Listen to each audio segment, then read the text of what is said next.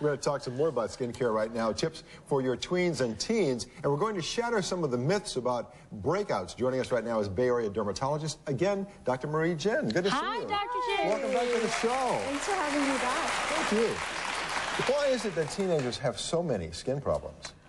At this age, you know, the hormones become elevated, so their body's changing, and because of that, the elevated hormones, that affects your oil glands, your oil production, and then you get acne and the problems with acne. What age does it normally start? It can start anywhere from 10 to 12 to 13, so tweens and teens are the ages. Yeah, and it can last a few years, right? Oh, gosh, it can last up to age 20. And after that, we call it adult acne. That's what I have, age 35, 36. Oh, you're doing fine. Seriously, why do I still get pimples? And I'm in my mid-30s. I'm seeing more and more people with adult acne. I think a lot of it is what we eat and different stressors and... Stop looking at me. No. Like I don't eat well or something. No, you eat well. It's just I'm always picking on you, Yeah. you know, about eating like a kid. Well, so what are some of the good skincare habits parents can encourage kids to develop?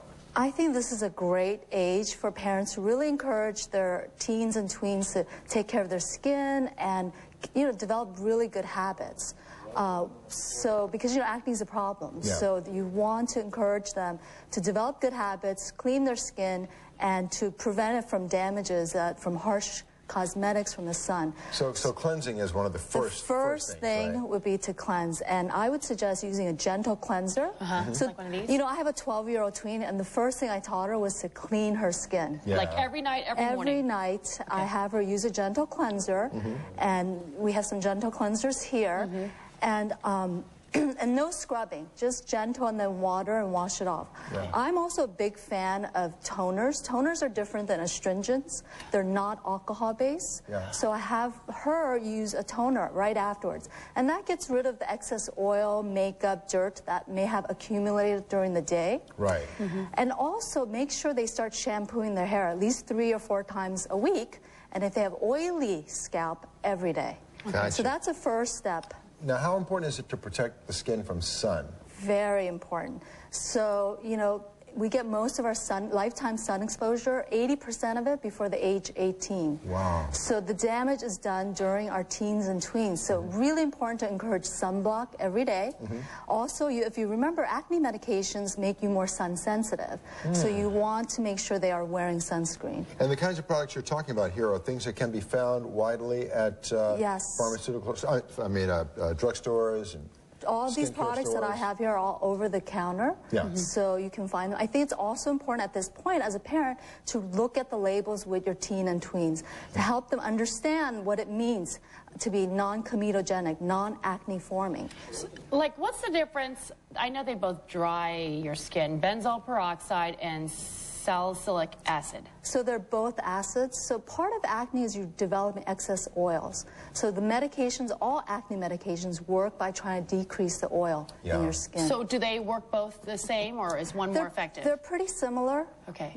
Now, when teenagers develop acne, they have such a tendency to, you know, touch their skin or pop the pimples. Them out. That's the fourth secret to maintaining healthy skin. Don't do that? Yeah. Tell them to keep everything off their face. Like all so their hands? that includes their hands. Don't encourage them not to pop or pick. Have their hair off their faces when they're going to sleep. Helmets, tight hats. Make sure, you know, they don't wear stuff like that. And makeup. Make sure it's, you know, oil-free and non-acne forming. Okay. Now let's talk about some myths. I've heard chocolate can cause acne. That is not true at all. You can eat all the chocolate and sugar and potato chips, and that won't cause acne. There hasn't been any real studies that show a link. Okay. However, some studies show a link with milk and iodine, which is found in seafood. Now, remember, we want to encourage our teens and tweens to eat healthy. So don't eat all the chocolate. But I've heard lots of people say, just let it run its course. The acne will, you know, it'll clear it up by itself. Is that true, or should we try to help it along? Yeah, I think that if you let it run its course, sometimes it can lead to scarring, and scarring can be permanent. So letting it run its course may not be the most effective. Yeah. So treat it with one of these. Treat it. Definitely. Don't pop it, but treat it. And give it at least a month to 2 months before you say it's not working.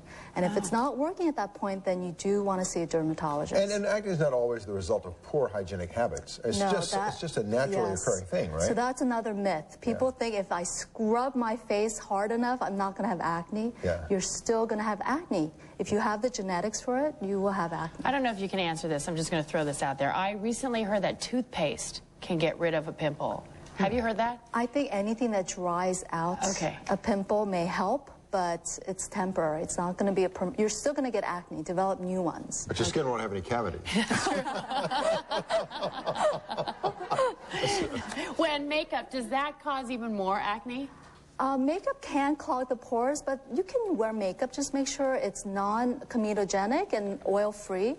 But I have patients who have a pimple and they cover it up. That produces more acne, and then they keep covering it up. And just quickly, how do you know when it's time to see a dermatologist, when you need more help than you can get across the counter? I think really important, it's important if your child is starting to get very embarrassed and shy and self-conscious. If the over-the-counter products do not work after 2 months, if they're developing scarring, or if they have cysts or nodules or pus almost half their face, and if they start to get discoloration. Okay. Dr. Go see Dr. Jin. Thank you so much. Such a nice pleasure. to meet you. Thanks for all your advice. Okay.